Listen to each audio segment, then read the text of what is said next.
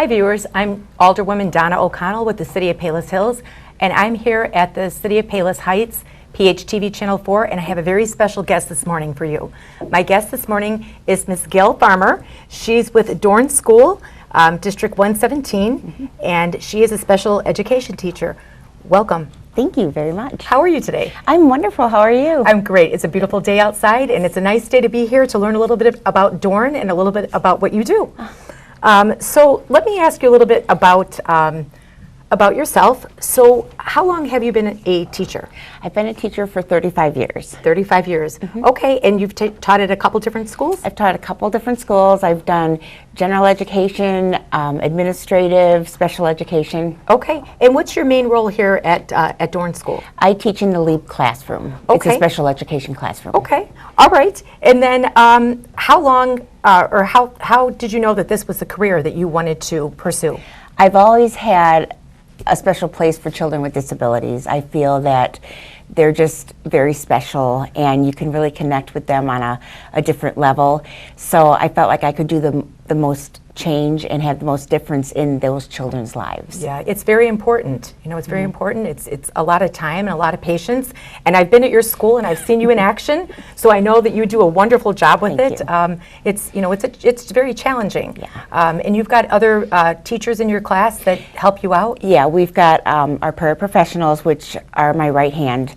They are amazing. We have our related service personnel, which, you know, the speech therapists, the OTs, the PTs, the social workers, they're wonderful. And then our administration, they are so supportive of everything that we do. You know, if we feel like there's something that a child needs, we ask for it, we get it. It's amazing. I mean, it's a village. It's a village. And I'm not going to not say anything about the parents because they're amazing too. I mean, these parents are the superheroes of the whole system. Everybody team works together and everybody plays an important part. Yes, absolutely. And like I said, I've seen you in action and it's wonderful to see how everybody interacts with the kids and how they interact with you. It's a very nice setting, and thank you for all you do because you do a great job. So the other question I wanted to ask you is, what do you find most rewarding about teaching students with special needs? There's a lot of rewarding things about it. You know, I think that the most rewarding thing is to have that child look at you and recognize you and show love for you. They know who you are and they really love you and they respect you. Another part of the rewarding piece is having a parent tell you, you've made things so much easier for me. You know, that's what you've done is help them grow, help them become more independent, and I'll forever be thankful. Yes. You know, it's just a very different art.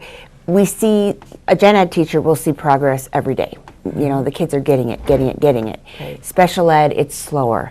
But boy, when you see that progress, it's cheers and a round of applause and balloons and bubbles, and it's amazing. It's the most amazing thing when a child actually understands a concept or is able to do something on their own, because you know you've gotten them a step further towards their independence. Yes, very rewarding in every which way I would imagine. Yes. And you have developed this great relationship with each one of them. Like you said, they know when they come in the door that they feel comfortable, they feel like they can trust you, and they rely on you while you're there. Yes, that's important. The parents know too that they've sent them to another parent, another parent-like figure that loves their child as much as they do. Exactly. And that's huge. When you have a nonverbal child that can't come home and say, this is what happened, there's a lot of trust that goes on there. Exactly. And I think the relationship with the parents is so important because they have to, it's hard to send your child somewhere where you know you don't know what's going on. Absolutely. And once again, thank you, because I know it's not an easy job. And so what inspired you to pursue a career in special education? I started out in general education. Okay. And I was getting children with special needs in my classroom because I could connect with them, and so they kept putting them into my room, which was fine. And this was back when they would pull the kids out for services. Okay. And I didn't feel like I had enough education to help these children enough. I was struggling. I didn't understand why they didn't understand the concepts I was teaching as quickly as the other kids. Okay. So I decided to go back to school and educate myself because I knew I needed help. So I ended up getting my master's degree in special education, and then once I started learning about all the disabilities and the assisted tech devices and the different types of things that you can give these children for sensory and communication, it just opened up a whole new world, and I got so interested and fascinated with it that I wanted to work with the kids with medical needs, and it opened up a whole new area for me. So that's why I decided to pursue that side of education. Very, very nice. And when I was in your classroom a couple of times, I noticed that you have these books, audio books, or what do you call the books that you're using to teach the kids? What are those called? Or not books, but are they electronic devices? Yes, they're ACC devices.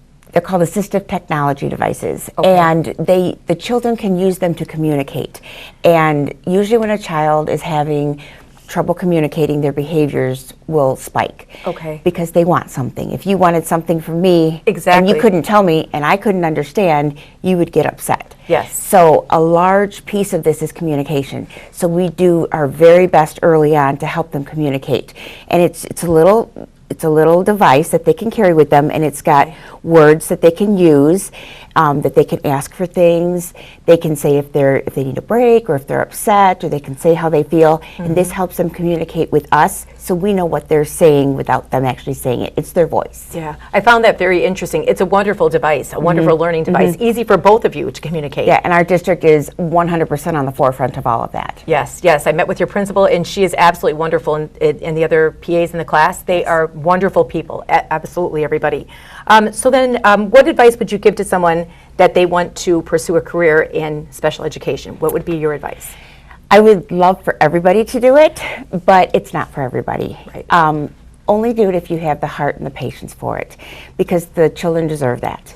They deserve somebody who honestly is going to go in and give 110% and not get frustrated, and just understand that these children are learning at their own level and they have their own needs, and somebody that can be gracious for that. Yes. Because this is for the children and it's not Correct. about the person. And I've had people come in as parapros and they have no idea what they're getting into, and you know what, it's okay. I tell them it's okay. If this isn't for you, don't fake it. Right. You know, exactly. be real. These children will know if you're real. Right. They understand.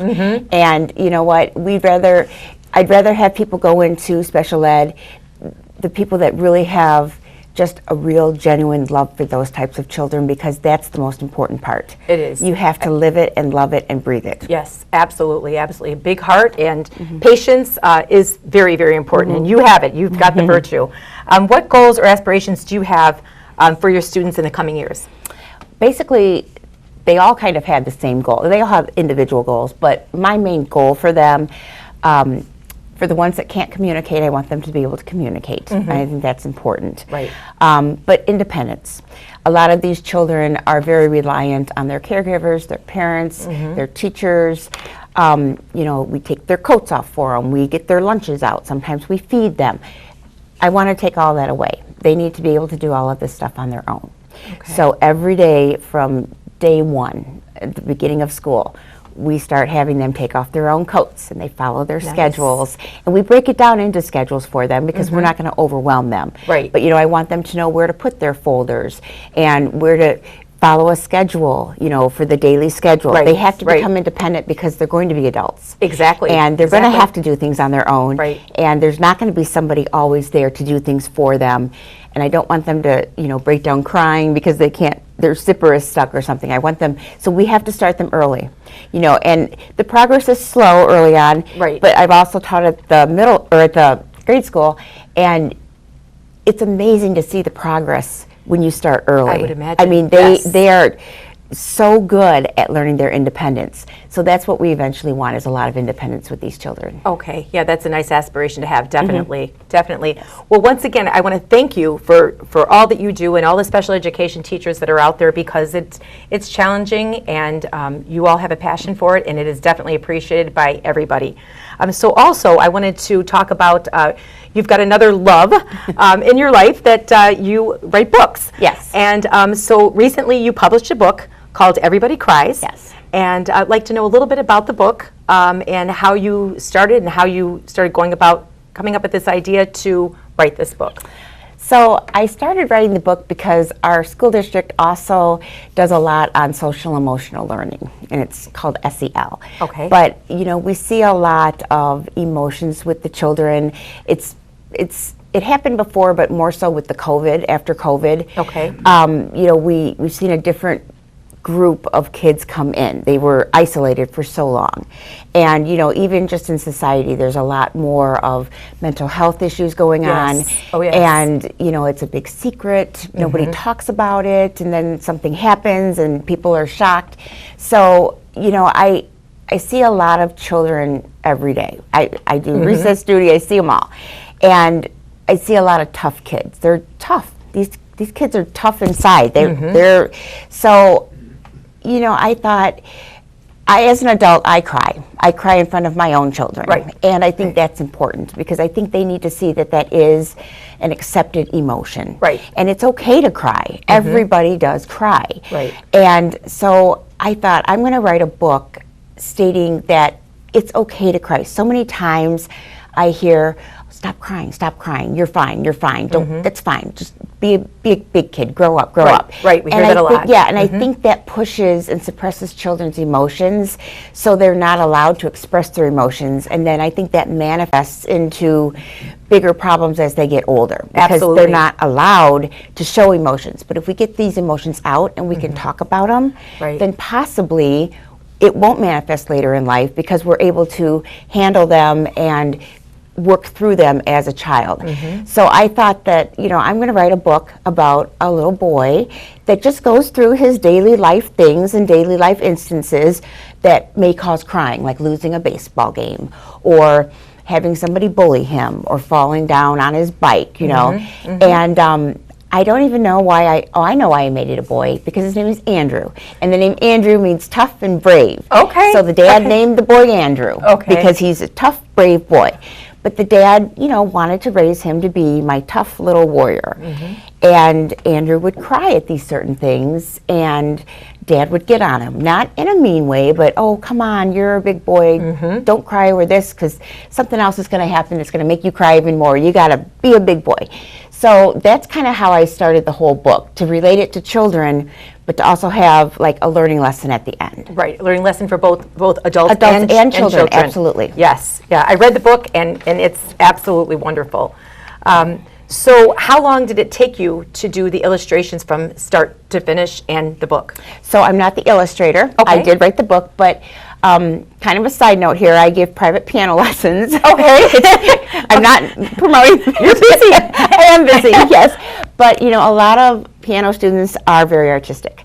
And I have a lot of students that can draw. Okay. So I was writing this book, and I knew that one of my piano students, who was 17 at the time, was going to be majoring in art. Okay. So I just, on a whim, asked her if she'd be interested in illustrating my book. Oh, okay. And she said yes. So we worked together. Her name's Mia Blair. Okay. And she did the most amazing job. I mean, did. she really just exceeded every expectation that I ever had. So we worked together to get the illustrations matched up with the pictures, and then we had to fit it into all the measurements. But from start to finish, it probably took about a year. Okay. And the delay was more on my end than hers. She had all the artwork done, and I got busy with work, and I had to push it to the side. That's understandable. Yeah, yes. But yes. It did end up about being a year. Okay. And I mean, like I said, as much as the words make the book, the pictures make the book. They absolutely I mean, do, yes. It tells the whole story. You can just look at the pictures and see the story. Right. So, but it was definitely a, co-work, and it just went so smoothly. Yes, absolutely. And you know what? The illustrations are great. The front page cover is amazing. It's very, very cute. I'm going to tell you how you can get this book at the end. But please read this book to your children. Read it for yourself. It's absolutely amazing.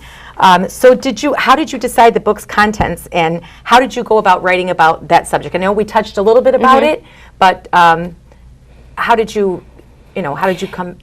Once again, it was for the kids. Okay. I read for the school at the end of the year for during school. Yes. And one of the children asked me that question, and they said, "How did you get this idea?" And I said, "It's because of you guys." Okay. And it was because of them, because a lot of times kids will come to teachers and tell them things that they don't tell their parents. True. And I get a lot of kids that cry and just kind of spill their guts, because we're a safe place. And it's not that they don't trust their parents. That's not the issue at all. Right. It's that their parents are going through sometimes the same thing, and they don't want to put that stress on top of what their parents are feeling. True. They're holding it in for their parents. Yes. So Absolutely. when they see an adult at a school or a church or whatever, they feel like, this is somebody I can trust. I'm just Yes. going to spill it all out. Right. And even after I read to the school, I got little stories about things that were, my grandpa died and this. So it brings out these feelings. So that's why I decided to write the book, because I thought there's a lot of very emotional children out there that need to understand it's okay. And I always tell kids when they come to me, it's okay to cry. And sometimes I cry with them, Exactly. If I'm in a mood, if it's sad, I'll cry You're with hearing them. their stories, yes. Absolutely. Yes. And I'm like, oh my gosh, I'm so sorry that happened to you. And, Right. and above all, I make sure that they're safe and they're not in danger. Right, And if right. it's something that needs to be addressed with the parent, I'll obviously call Right. their parent and let them know. But usually they're sad about a dog or something, that maybe a parent's like, oh, it's fine, it's just a dog. But to them, that's their dog. Exactly, And exactly. everything, if it's sad to them, it's sad to them. And they need to be validated for that. Exactly, and that's very nice. And they see your emotions, so they know that it's okay. They're seeing you and as an adult going, tearing up, so it's okay for them to do it, Yes. and they feel comfortable doing it because they see you and they know you care. Absolutely. So yeah, that's very, very important. Okay, so and we were talking about the emotions in this book, and then who did you dedicate this book to, and why? I dedicated the book to Jeannie Stoyak. Okay. And I hope it's okay that I say this story. She'll let me know it's if not, it's we'll know. not. Yeah, I know. exactly. So Jeannie Stoyak she was the superintendent of North Palos School District 117 for years. And she was amazing. And she retired this year. Okay. But when I first started teaching the LEAP children, we were at the Harvest Run, like the 5K run. And she came up to me and we were talking about our children, the LEAP kids. Okay. And, I was emotional because they're so Understandably. near and dear to me. Understandably. And, I was telling her about the children and how much I love them and all of their needs and stuff. And she actually started crying. And I thought, you really have interest. And she's got the passion. You've got the passion, you've got the heart, you've got the love, you've got the interest for every single child in this district. A lot of people think they're the special ed kids, they don't Yes. count. Not to her. That's sweet. Every Very single sweet. child counted. Yes. And that stuck with me for every single year. I'm like, I know what I'm doing is not going unseen, because the person at the top cares for those kids Yes. too. Yes. And so I always remembered that. That was meant a lot to me, Very because nice. your upper boss, they're just in their offices doing their thing. But that was not the case, and Right. it really touched me. So I thought, you know what, I'm going to dedicate the book to her. It's her last year, and I thought, I can't think of a better person to dedicate it to, because she just had those tears. And Yes, that's and wonderful. When I sent her the book, she emailed me and she's like, I'm crying right now. Aw. Oh, she's so sweet. But no, that meant a lot to me, because anybody that has a love like that for the children, that they're just in my world. Agreed, 100%. Well, thank you for writing this book to open our eyes to the emotions and the way we handle things on a day-to-day basis, because obviously it's very important. And then sometimes not realizing whether it's right or wrong, telling the kids, like you said, don't cry, be a big boy. It's okay to cry. Yeah, maybe there's different ways to go about things. Exactly, exactly. So thank you for writing this book, and thank you for being here with us today. And I do have a final question for you. Yes. Do you think you're going to publish any more books? I am in the works of 2 more books. Okay. Yes. Oh, good. One is Okay. about a little girl that is scared of thunderstorms, and so she's going to manifest her fears through her dreams. She's going to have a little dance in interesting. her dreams, and Okay. she's going to work herself through the thunderstorm. Okay. And then the other book is going to be an adult book, and it's about a mother with a child with special needs, and okay. some of the trauma that she has to go through and the difficulties that she goes through, because I think that's kind of a hidden thing It with is. society. They working with this population, seeing these parents struggle the way they struggle, and it Yes. is a struggle. Yes, trials and tribulations. Yeah, and there's not a lot of help out there, and this is going to be. I'm going to hopefully have it on a Lifetime movie, but That would be nice. Yes, wouldn't it? But I'm Goals. Yeah, it's a book. It says, "Why can't I love you?" It's just this. It's a very hard child to deal with, and she's a single parent, and she tries very hard, and there's not a lot of help out there. And it's a good ending, but I'm not going to say the ending yet because I'm not there yet. But it is a good ending. Our society needs to open their eyes to things like this, and I know it's a tough thing to do like you do on a daily basis, but then publishing books that, like I said, will open the public's eyes. I think it's very, very important because it'll make us understand a little bit better what does happen in the trials and tribulations of working with, children that have special needs. Yes. And so once again, I know I've thanked you a couple times throughout the show, but I do thank you, Gayle, so much for being with us today, taking your time. I hope to have you back with your next book. Yes. And here at Payless Heights TV Channel 4. And thank you again. Once again, everybody, you could get the book Everybody Cries on Amazon. Yep. On Amazon. And you'll find all the information at the end of the show. Thank you, viewers, and we'll see you again next time. It's called Everybody Cries, okay? And I wrote it, and a friend of mine, Mia, she did the pictures. So we're going to show you the pictures, and I'm going to read it to you, okay? It's about a little boy named Andrew, okay? Hey there, little buddy. It's Daddy, Grandpa, and Mommy. We have waited so long and are thrilled to meet our big, strong boy. We know you're going to grow up to be our fearless and tough little superstar. We already love you so very much.